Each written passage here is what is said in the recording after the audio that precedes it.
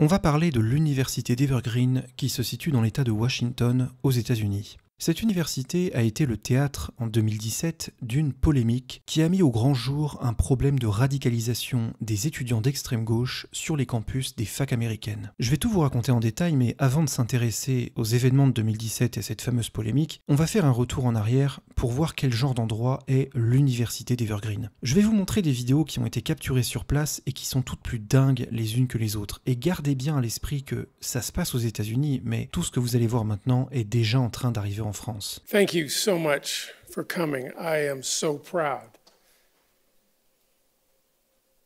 to be here. Lui, c'est George Bridges, le président de l'université d'Evergreen. Il est arrivé en 2015 et c'est un progressiste convaincu. Il est très à gauche, tellement à gauche que l'égalité, ça ne lui suffit plus. Il veut instaurer l'équité sur le campus. I established and charged this Equity Council, this incredible Equity Council, with developing a plan for institutional change. Systemic change that would enable Evergreen to acknowledge and address the equity gaps that are pervasive on our campus.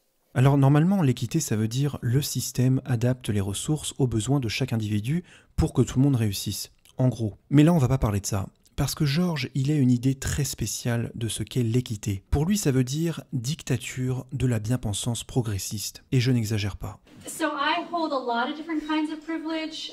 The two that are probably the most operative in my teaching are the fact that I'm white and I'm cisgendered. I am cisgendered, black female and straight. Là, vous voyez des professeurs qui se présentent aux nouveaux élèves en 2016 et ils le font d'une manière un peu étrange. I am a cisgender, straight woman. I am an immigrant, and getting a green card for me is something that has given me a lot of privilege. I am a cisgendered woman who is white and queer, and a first person in my family to go to college, and I grew up working class, and I am not disabled, and I'm fat. And those are all identities that are important to me. I have a skin color that's different than sort of a lot of people who have power, but I'm a male, I'm straight, I'm cis, highly educated. My particular education is in math and physics, which gives me a lot of sort of space to be kind of the, oh, well, the scientist doesn't have to worry about social justice, right? Science is about the truth. Cette manière de se présenter, ils appellent ça le positionnement. Avant d'être un individu avec une personnalité et un tempérament, vous êtes d'abord défini par votre appartenance à un groupe qui est lui-même positionné sur une hiérarchie des privilèges. Donc vous allez vous positionner en donnant votre couleur de peau, votre sexe, votre genre, donc cisgenre si vous n'êtes pas transgenre, et si l'une de ces identités vous apporte un privilège, vous devez le reconnaître publiquement. The list of identities for which you might have privilege, I can check off all of them, aside from being a woman. When I walk into the room, I don't know whether it's male privilege, white privilege, overeducated privilege, it's down the whole list, ableism, age. I can be helpful for white, cisgender, heteronormative men who are trying to figure out what to do, holding lots of cards of privilege about how to move forward in a meaningful, respectful way with respect to social justice. I don't know if I said my pronouns and I don't remember, and that's my cisgendered privilege showing, so I use she and her pronouns. Vous remarquez aussi que sur leur petite carte, il y a non seulement le prénom, mais aussi les pronoms. Cette norme va également s'appliquer aux correspondances écrites. Quand on envoie un mail, on signe Monsieur un tel, pronom il, lui. Bienvenue dans le monde du progrès. Dans cet univers où chacun est considéré soit comme oppresseur, soit comme victime d'oppression, l'antiracisme intersectionnel est une véritable religion d'État. Racism must be continually identified, analyzed, and challenged. No one is ever done. The question is not, did racism take place, but rather, how did racism manifest in that situation? The racial status quo is comfortable for most whites. Therefore, anything that maintains white comfort is suspect. The racially oppressed have a more intimate insight via experiential knowledge of the system of race than their racial oppressors. However, white professors will be seen as having more legitimacy. Thus, positionality must be intentionally engaged. Resistance is a predictable reaction to anti-racist education and must be explicitly and strategically addressed. We galvanize white privilege in the form of curriculum, exalting white canons of fine art, literature, theory, and scientific thinking. More so, if we don't examine how those canons are made. I believe we are capable of unlearning the habits of mind that perpetuate white privilege. One of my goals is to have diversity, equity, race be a part of everything. It's not what you do at 10 o'clock on the agenda and then you move on to something else. Cette femme est spécialiste de la blanchité. La blanchité, c'est un peu comme le concept de masculinité toxique. C'est quelque chose de malsain que vous portez en vous et qui est à la fois l'essence et la manifestation de votre privilège blanc. I repeatedly went to the email list and said, look, we've got a problem, we've got authoritarianism taking over the college, this intersectional stuff is dangerous and being deployed in a way that's a hazard to the core values of the institution. And one of the other things that you said, I believe, was we keep on hearing that we are an incredibly racist institution, and we have yet to hear any credible evidence for racism here on campus. Elle vient de dire quelque chose d'extrêmement important. Evergreen, c'est une institution profondément libérale. Anti-discrimination, c'est dans son ADN. Il n'y avait pas concrètement de problème de racisme à la base. Sauf que là, l'équité, entre guillemets, ça veut dire combattre le racisme. Comment on fait s'il n'y a pas de racisme? Eh bien, on utilise la magie du racisme systémique. So an anti-racist frame understands racism as a system. While individual players partake in it, it's not dependent on individual players. Le racisme systémique, c'est une sorte de gaz. Il est invisible, impalpable et il est absolument partout. C'est un peu comme un deuxième air que tout le monde respire en permanence. Right? It's embedded in the fabric of the society, in all the institutions, the norms, the practices, the policies, the way that history is told, and it functions to ensure an unequal distribution of basically everything between people of color as a whole and white people as a whole. From an anti-racist frame, the question is not was it, the question is how was it? It's always at play. It's in every situation, every dynamic. You can never really say regardless of race, or race had nothing to do with it, right? That's not really possible. To remove it. It is inevitable that I have racist perspectives and behaviors. Only the dominant group can be racist, sexist, classist. Only white people can be racist. It is not possible to avoid being socialized into a racist worldview if you're white. It's not possible. It's coming at us 24/7. The only way to resist it is to be able to see it. Oftentimes people get their backs up just in the fact that I'm generalizing, and that's like a very sacred ideology, right? You can't generalize. Well, actually, as a sociologist, I can.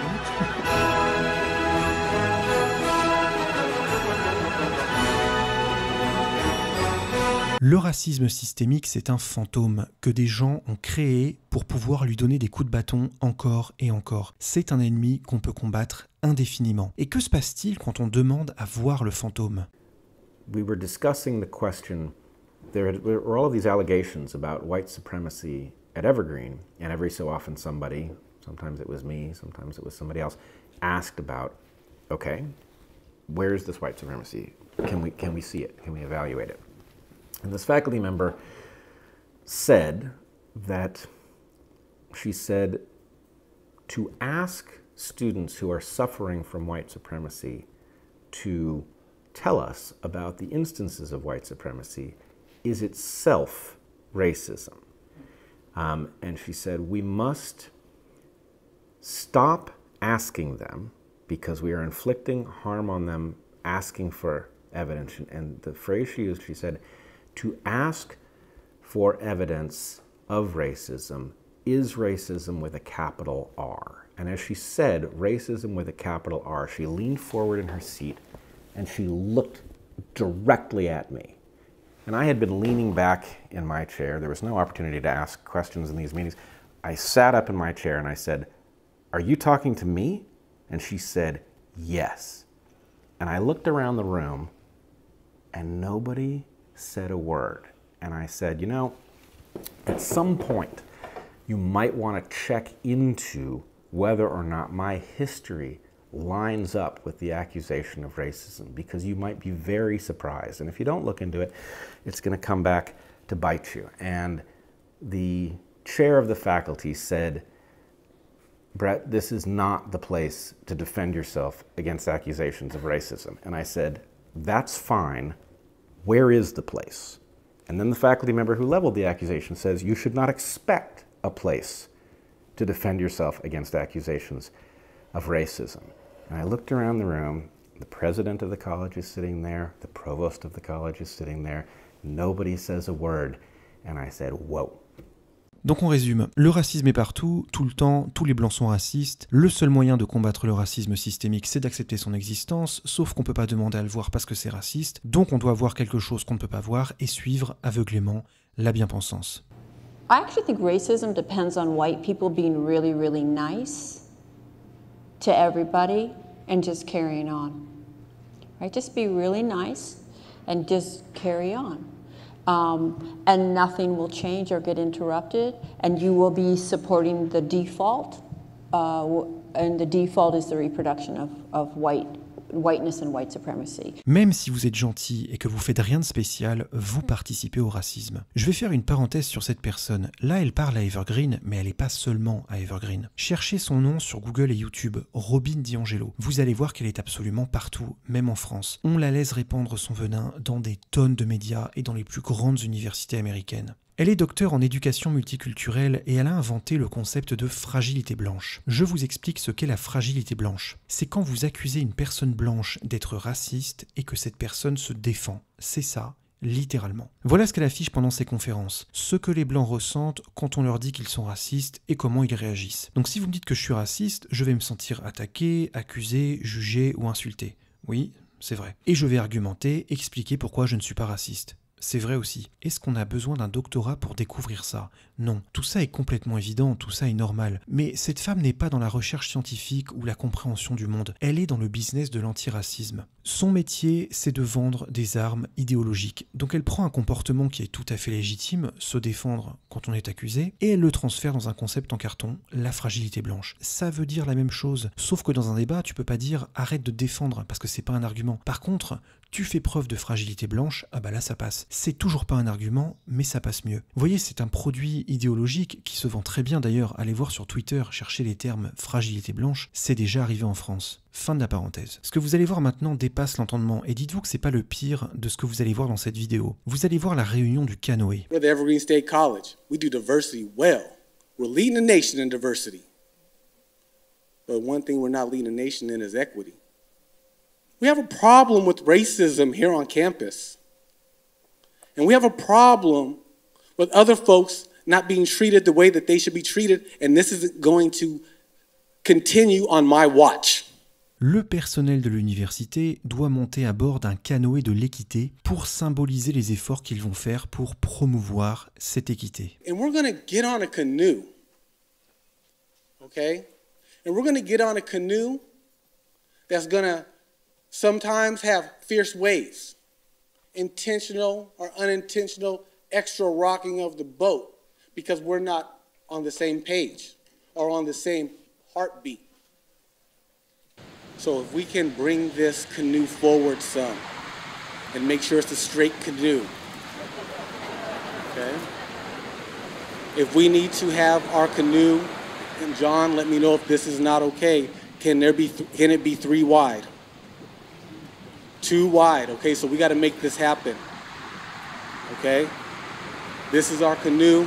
Donc là, il est en train de demander aux gens d'entrer dans le canoë. Il n'y a pas vraiment de canoë, tout ça est symbolique. Mais ils ont quand même mis un projecteur avec des images et des sons de vagues qui s'écrasent contre les rochers pour l'immersion. Moi, dans cette pièce, je suis déjà sorti. C'est valable pour toutes les vidéos que je vais vous montrer. Qu'est-ce que tu ferais si t'étais là? Je sors. Immédiatement, je m'en vais. Bon, tout ça est déjà parfaitement ridicule, mais ça va devenir pathétique. Oh, hold on one second. Hold on. The senior administrators, you have to ask for permission and commit some things before boarding the canoe. ce taré va sélectionner des personnes de l'administration qui sont toutes blanches et qui doivent demander la permission d'entrer dans le canoë. Ils doivent se soumettre à l'idéologie de l'équité. So I would like to board the canoe because I'm committed to enhancing and furthering inclusion and equity in our campus community among both students and staff, faculty. I am committed to making Evergreen a more student-ready campus, and as provost, I am committing resources to help train our faculty to be able to promote equity and inclusion. Lui, c'est quelqu'un de très haut placé dans l'administration. On sent qu'il est au stade terminal de sa reprogrammation. Il est mou, il a été complètement démoralisé, il prononce des mots mais on sent que ça vient pas du cœur. Il est vide, c'est devenu un clone efficace au service de la bien-pensance. I refuse to let whiteness consume me. And I'm going to say that word explicitly, whiteness. I refuse. I want us to continue to name whiteness. Okay? I'm here and I commit the position of privilege and power I occupy as the president of this college. I'm here for the students and teachers who've inspired me and continue to inspire and teach me. Ho ho! These racist teachers have got to go! Hey hey! Ho ho! These racist teachers have got to go! Hey hey! Teachers have got. I commit from my role as Vice President for Student Affairs, my personal time, attention, investment, and heart in this work.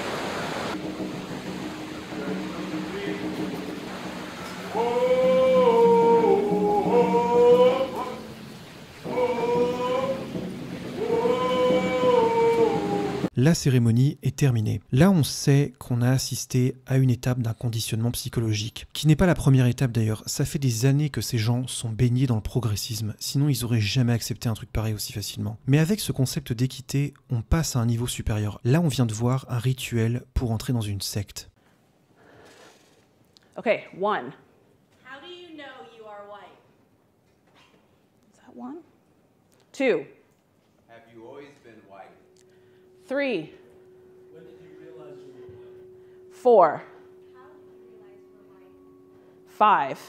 How often do you think about being white? Cette professeure est censée enseigner la réalisation de films. Elle est en train de faire répéter à ses élèves une liste de 39 questions qu'ils doivent se poser afin d'identifier de quoi est constituée leur blanchité. Et croyez-le ou non, son délire est devenu une œuvre d'art. Ces questions ont été exposées dans des musées. Alors il faut préciser que toute cette idéologie est portée par l'administration de l'université, par les professeurs, mais elle n'est soutenue que par une minorité d'étudiants, environ 30%. Et vous devez vous demander comment une majorité de gens normaux peuvent supporter cette catastrophe. J'ai écouté des témoignages d'anciens élèves qui expliquent qu'il est impossible d'exprimer publiquement son opposition au système parce que vous risquez à tout moment d'être entendu par une personne d'extrême gauche et à ce moment-là, vous êtes fini. At any given moment, you have a 1 in 3 chance of being around someone who, if you speak against the common narrative, that They come down hard on you. yes. So it's a silencing of the campus by having just enough of the student body adhere to that philosophy to where people don't feel comfortable in any given situation to outwardly express their opinion, especially when it deviates from the far left narrative. I kind of equate that to the center command and control tower in a panopticon. So a panopticon prison system where there's a center surveillance within a prison system with the surrounding population being observed. The surrounding population is the student body.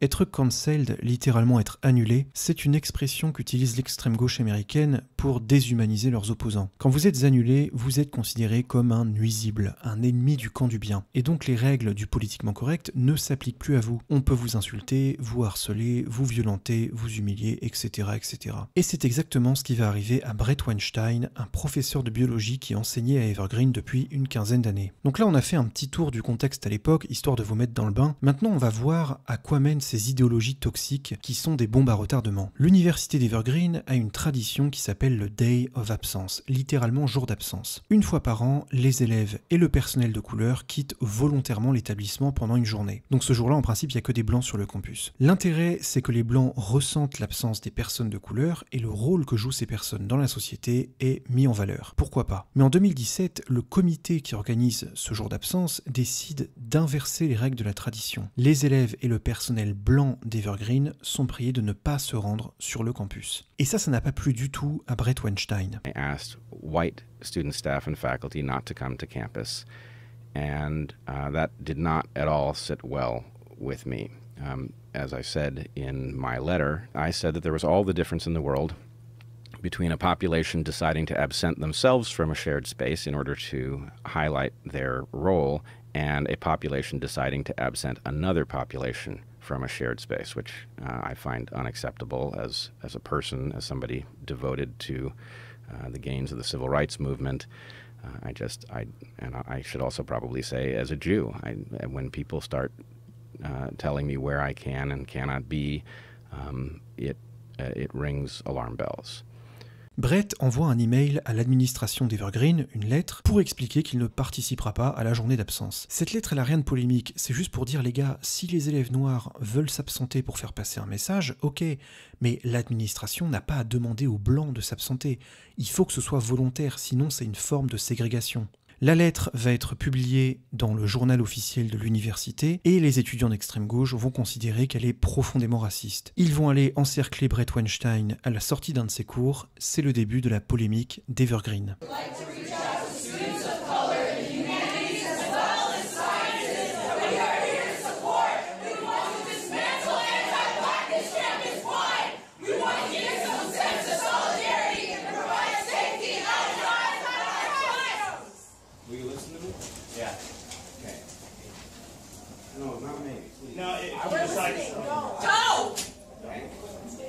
I am committed to equity. I'm as committed, I believe, as anyone on this campus.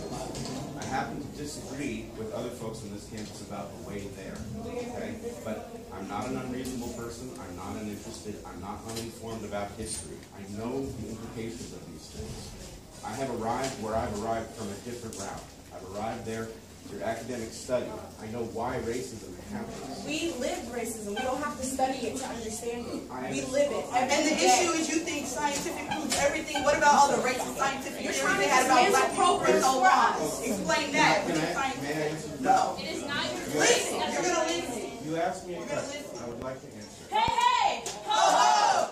Red, white, tears got to go! Hey, hey! Ho, ho! Red, white, tears got to go! Hey, hey! Ho, ho! Vous avez vu que cette étudiante vient de poser une question et Brett lui demande s'il peut lui répondre. Elle lui dit non. Ça, c'est un premier indice, on va en voir d'autres, de la réelle motivation de cette bande de militants radicalisés. Ils sont là avant tout pour exercer un pouvoir, pour humilier un individu. I listen to you and you listen to me. We don't care what terms you want to speak on. This is not about you. I'm talking. This is all about him.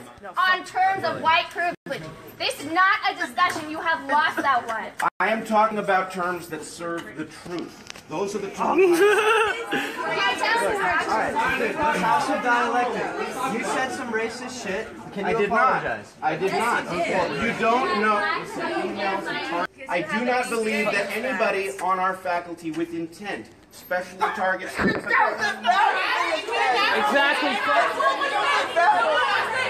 Fuck what you gotta say! Day of absence has been here longer than I have. I have never protested it until the idea. Until white people. No. Keep your fucking ass here. No. Yes, he did. First of all, I didn't say. Would you like to hear the answer or not? No. Are you going to get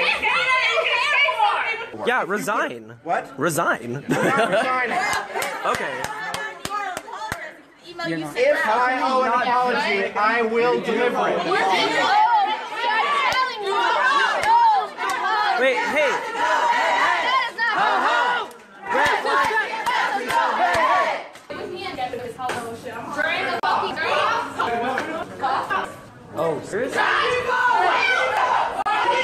Donc Donc là, je vous explique pourquoi il crie « White people ». Quelqu'un a appelé la police du campus pour dire « Attention, un professeur est encerclé par des élèves, ça peut dégénérer ». Et tout ce petit monde est persuadé qu'un policier, c'est un raciste qui, à la moindre occasion, attaquera des personnes de couleur. Donc la règle, c'est que quand la police intervient sur le campus, les élèves blancs doivent aller se positionner devant les élèves noirs pour les protéger. You don't block me. Out of my way. Out of my way now.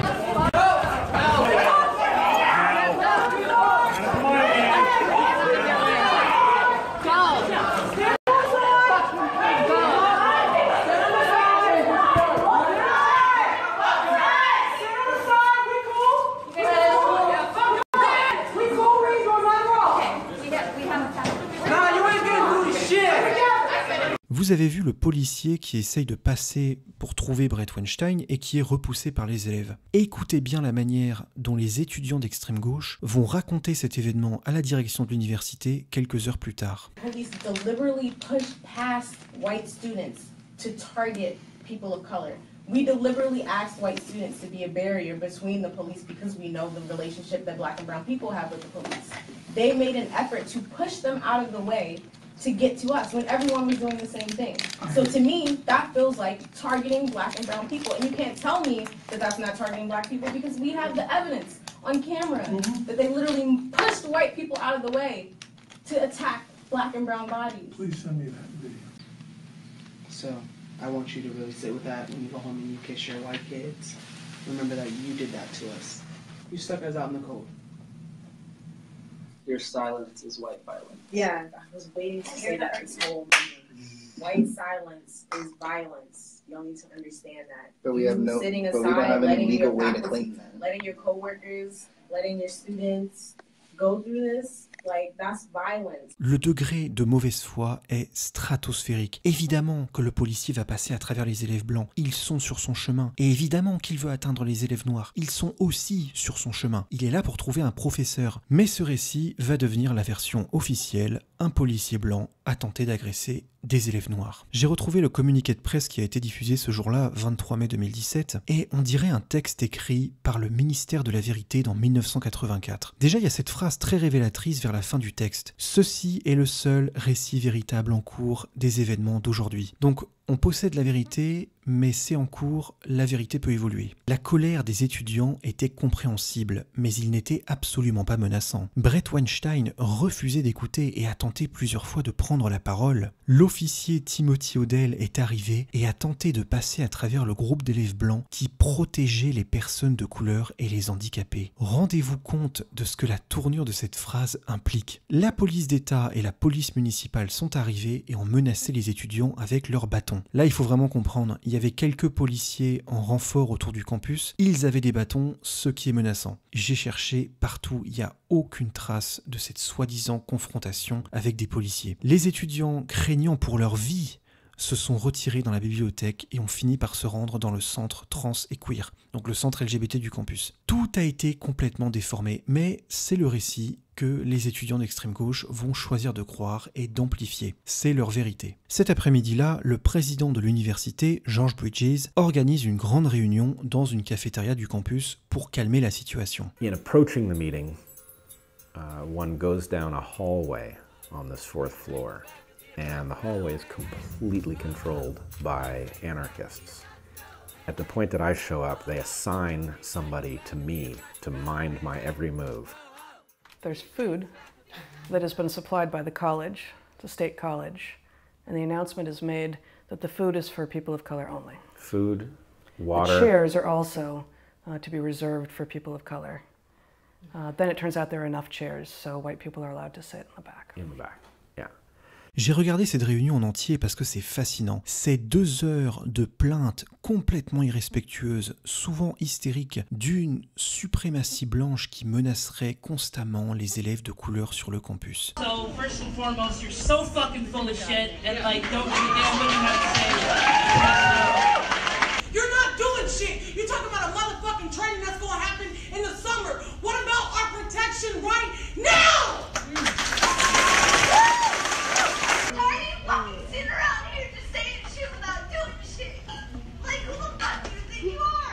Y'all send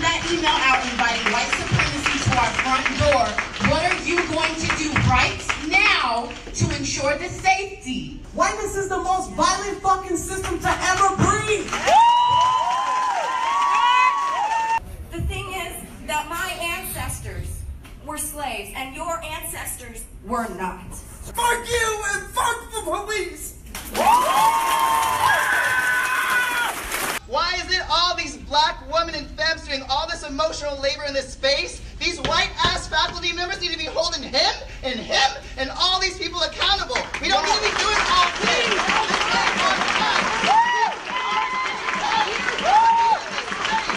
They've been doing to us for over 400 years. Okay? All these layman terms that you use to make it seem like you have to simplify it for us. We're not simpletons. We're adults. Right. And so I'm telling you, you're speaking to your ancestors.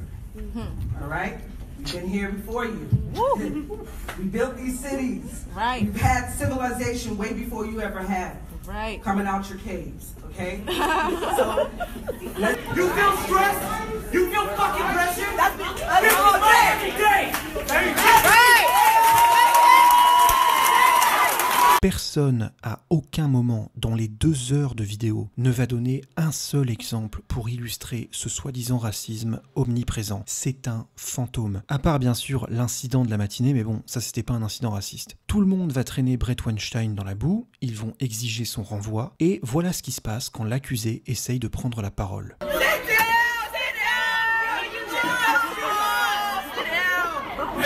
Hey y'all. What the fuck are you talking like that for? They think a riot's about to happen.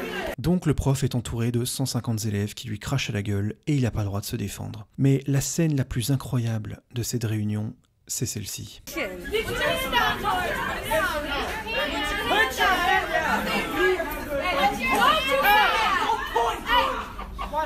That's not appropriate. You gotta put your hands down. You know you gotta put your hands down. Yes, Ike! Yes, Ike!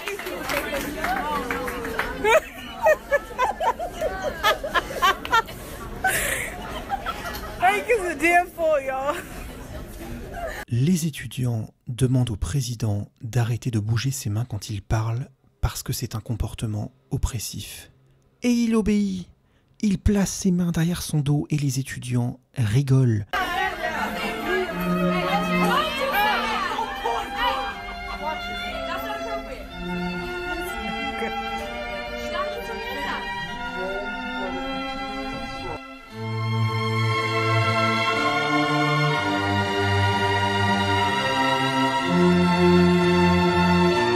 Qui peut encore croire à ce moment-là, quand vous entendez les rires, que ces gens sont animés par des intentions nobles? Non, encore une fois, l'objectif c'est exercer un pouvoir et humilier des individus. Je vais vous faire écouter une petite perle que j'ai dénichée parmi la vingtaine d'heures de vidéos que j'ai regardées sur cette affaire. Vous allez entendre un enregistrement d'un étudiant qui discute avec Bret Weinstein juste après cette réunion. À ce niveau-là de l'enregistrement, le prof a déjà passé 20 minutes à expliquer pourquoi il n'est pas raciste. Écoutez ce que répond l'élève quand il est à court d'arguments. That's not what I said. I said you need to stop demanding that everybody use logic and reason and white forms of knowledge to fucking prove yourself to the world. Alors deux choses, arrêtez d'utiliser la raison et la logique. Pour ces gens-là, je pars de l'extrême gauche, si je dis quelque chose et qu'une personne de couleur est offensée, alors j'ai forcément dit quelque chose de raciste. Son émotion est suffisante pour démontrer mon racisme. Deuxièmement, c'est quoi le savoir blanc? Eh ben c'est la science, tout simplement. Et parce que les scientifiques ont été utilisés au cours de l'histoire comme caution pour légitimer le racisme, par exemple dans l'Allemagne nazie, on ne peut plus, pour ces gens-là, utiliser la démarche scientifique dans une réflexion sur le racisme. Donc, la science pour ton iPhone, oui. Pour ta voiture, oui. Pour des fusées qui peuvent atterrir toutes seules, oui. Pour des centrales nucléaires, oui. Mais pour te démontrer factuellement que tu racontes n'importe quoi, ah bah non. Le lendemain, deuxième jour de manifestation, l'armée d'extrême gauche décide de prendre le contrôle du campus. The green, you're busted. The people are disgusted. If you can't help your students, then you can't be trusted.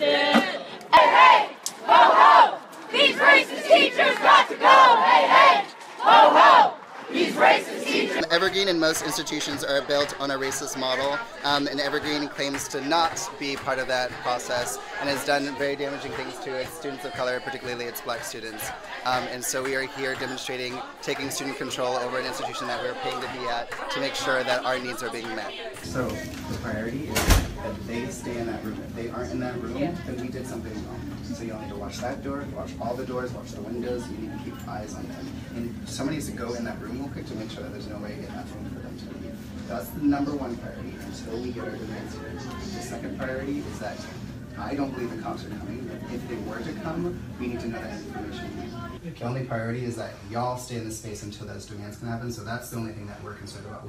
My concerns as a person, I can't speak for everyone, is that the work that needs to be done is happening today, and that everyone's safety and health is concerned. So I'm working on making sure food and water is being brought to everyone, and that this is happening on a timely manner.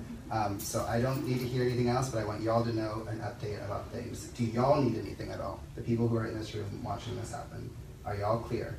Cool. Okay. Thank you. Donc là, ils ont gentiment séquestré des membres du personnel dans la bibliothèque. Le président de l'université demande la permission d'aller aux toilettes. On lui répond non. C'est désespérant. Regardez-moi cette bande de bras cassés. Ils n'ont absolument aucune autorité. Ils vont rester enfermés là toute une journée et les élèves vont aller les narguer depuis l'extérieur du bâtiment. Ce qui rend cette histoire fascinante, c'est que aucun membre du personnel, aucun élève n'a commis le moindre geste, n'a prononcé la moindre parole raciste. Tout le monde ici est profondément antiraciste. On est vraiment en train de combattre un fantôme. Une autre scène assez incroyable, ça se passe dans une autre partie du campus le même jour. Il y a une cérémonie pour les professeurs qui partent à la retraite, avec de la nourriture, un gâteau, des discours, tout ça. Les étudiants débarquent, vous voyez, ils sont là, contre le mur, et ça va être un véritable cocktail de tout ce qui va pas. So, the students are here. Are you here to be with us, or are you here to ask us some questions, or are you here to tell us why are you here, and how can we listen to you? Des élèves qui interrompent une réunion de professeurs, tu leur dis barrez-vous, allez attendre dehors, et quand on aura fini le gâteau, on viendra peut-être discuter avec vous. Tu les accueilles surtout pas comme si c'était des dieux en bégayant avec les bras levés au ciel. What are you doing to address the crisis that is going on against black and brown bodies and has been going on for years? For those of you who've been here for 20 years, you know this is not new. This is why you can sit in this room and eat cake while students are under attack every day. Students are here right now. And why do we need to I mean, I appreciate celebrating our accolades and how much we've done for the college, but they're here. Like, we need to listen to their voice. They are out there, their bodies are on the line, right? Where's your body? Sitting in a chair eating cake? Come on. These students know where to go where the power is, which is why they're here. Mm-hmm. We are accountable. If we were doing what they asked of us, this wouldn't be happening. These people have better shit to do. Yeah. I have better shit to do. This is my fucking day off. I don't come to faculty meeting anymore because of all your racism. Y'all decided to become educators to hold our futures in your hands. So why aren't you there supporting us? Like, where have you been?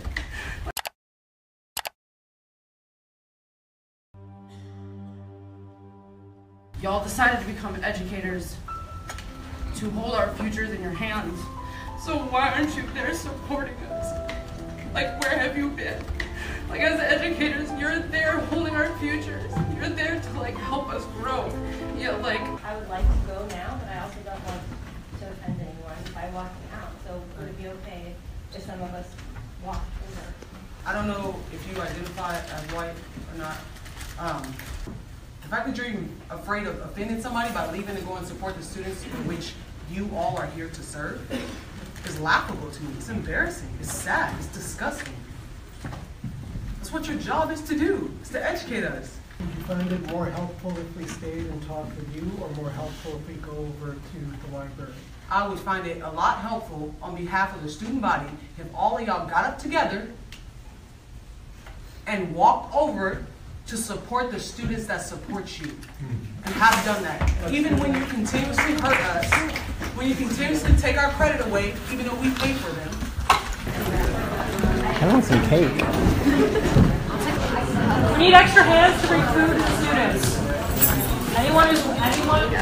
On a bien vu dans cette scène les 4 types de personnes qui forment cette communauté. D'abord, il y a la majorité de la population. 70% des élèves, eux, ils ont peur de se faire annuler, donc ils disent rien. Ensuite, il y a les clones, les gens qui ont été complètement démoralisés. Ils sont vides. Ils vont juste suivre les instructions pour qu'on les laisse tranquilles. C'est ça leur objectif quotidien, qu'on les laisse tranquilles. Ensuite, les suiveurs. Alors, eux, ils ont parfois un bon fond, mais ils sont aussi très naïfs et ils se laissent manipuler. Ce sont les seuls dans cette pyramide qui croient encore au bien fondé de l'idéologie qu'ils portent. Et tout en haut, les arrogants. Peu importe le projet, tant que ça leur permet d'exercer un pouvoir, de gagner de l'argent, un statut social, ou les 3. Et souvent, ils se rendent pas compte, mais ils sont très facilement reconnaissables. Et comment on fait pour détruire cette pyramide? C'est très simple, il faut identifier ces gens-là, ceux qui sont arrogants, et les tourner en dérision, sans arrêt. Ça sert à rien de débattre avec eux, parce qu'ils croient pas vraiment en ce qu'ils racontent, donc ils risquent pas de changer d'avis. Il faut surtout pas les insulter ou les menacer, parce que ça les rend plus puissants.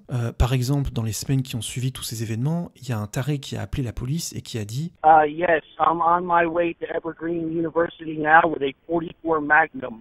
I'm going to execute as many people on that campus as I can get a hold of. You have that? What's going on there, you communist scumbag town? I'm going to murder as many people on that campus as I can. Sir. Just keep your eyes open, you scumbag. Okay, sir, how long before you're going to be... Bon, au final, c'était du flan. Évidemment, un mec qui veut commettre une tuerie de masse, il va pas appeler en avance pour prévenir. C'était pour faire peur. Mais les arrogants vont utiliser ça comme un argument contre la liberté d'expression. We received a threat saying that people will come here and execute every single person they see on campus. At that point, fuck free speech. When we're dead, when people die, and you're sitting here like, well, at least they got to practice their free speech. I'm so sorry about it. Your free speech is not more important than the lives of like black, trans, femmes, and students on this campus. I'm so sorry. Hate to break it to you. Les menaces, c'est déjà interdit par la loi. Eux, ce qu'ils sont en train de dire, c'est que Bret Weinstein a provoqué ces menaces. Et du coup, sa liberté d'expression devrait être limitée. Voilà, vous voyez, tout ce qui est agressivité, menace, ils vont toujours l'absorber et l'utiliser comme une arme de propagande. Le seul moyen de les affaiblir, c'est de les tourner en dérision. Ils ont horreur de ça. Vous savez, le social justice warrior arrogant sur Twitter, si vous l'insultez, il va parfois capturer votre message et le partager pour dire « Regardez, on m'attaque ». Si vous le tournez en dérision et que vous le faites bien, il va vous bloquer. Immédiatement. Parce qu'il sait que c'est pas bon pour lui, il a un réflexe instinctif, c'est de la kryptonite. Bon, on a vu pas mal de vidéos, mais on n'a pas encore vu le pire. Le pire, il arrive maintenant. Ici, le contexte n'est pas très important. Ça se passe dans le bureau du président, 2 professeurs se disputent sur une histoire de syndicat. Et l'un des professeurs va commettre un acte inadmissible. I refuse to listen to you grandstand and co-op this student meeting. That's what I have to say. Get out!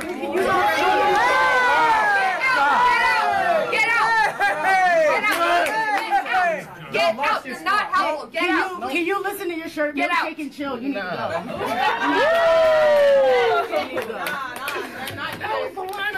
I feel like you. Pourquoi le professeur avec un t-shirt rouge a dû sortir de la pièce? Parce qu'il a pointé du doigt une personne de couleur. Démonstration de privilège blanc insupportable.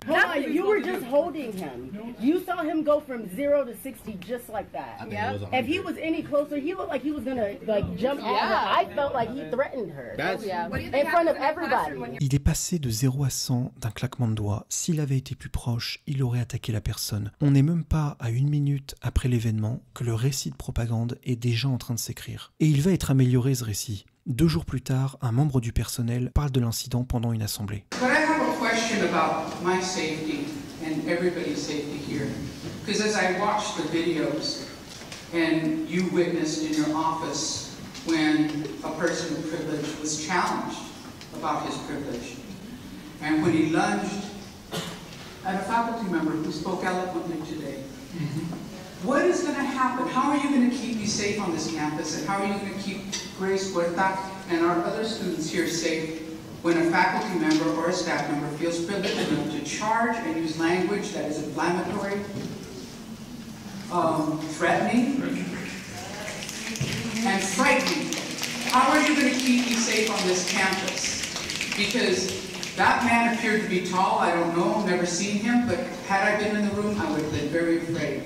If he was willing to do that in front of 50, 100 people, live streaming, what is that person willing to do when nobody's watching? Vous voyez, elle est tellement vague dans la manière dont elle parle de l'événement. Elle dit pas simplement les faits, ce qui fait que je suis incapable d'imaginer la scène. On me dit juste quelque chose de très grave est arrivé et voilà qui est le responsable. C'est tout. Que va-t-il se passer quelques minutes plus tard? L'humiliation publique.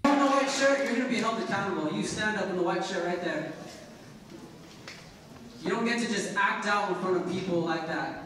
That's fucked up. You don't just get to... I don't even know the word right now. Y'all know what he did. Y'all seen the video.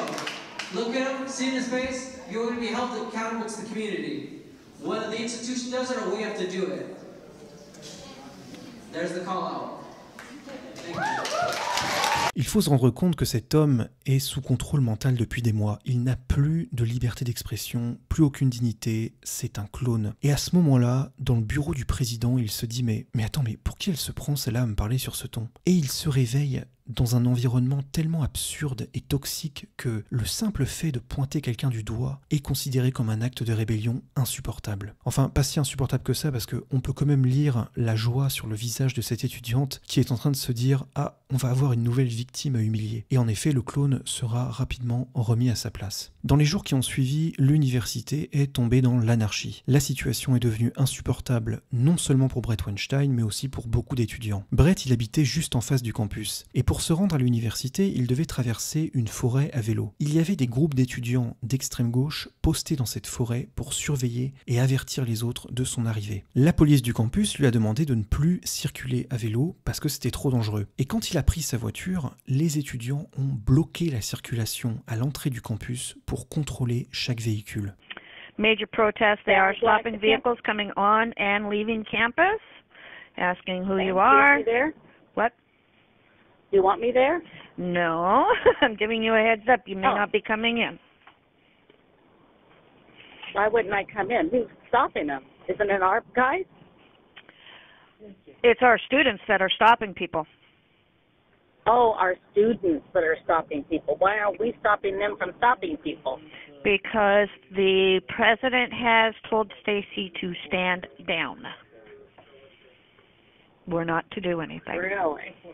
Là, vous voyez une photo des leaders de tout ce mouvement d'extrême gauche. Ils sont armés de battes de baseball parce qu'ils patrouillent dans le campus jour et nuit pour intimider les autres étudiants. Cette ravissante demoiselle ici est apparue dans un reportage de Vice sur le sujet et elle a dit quelque chose de très révélateur. I don't care what happens to Brett anymore. He can go and be racist and be a piece of shit wherever he wants to do that. Hopefully, long term, we can just weed out people like Brett.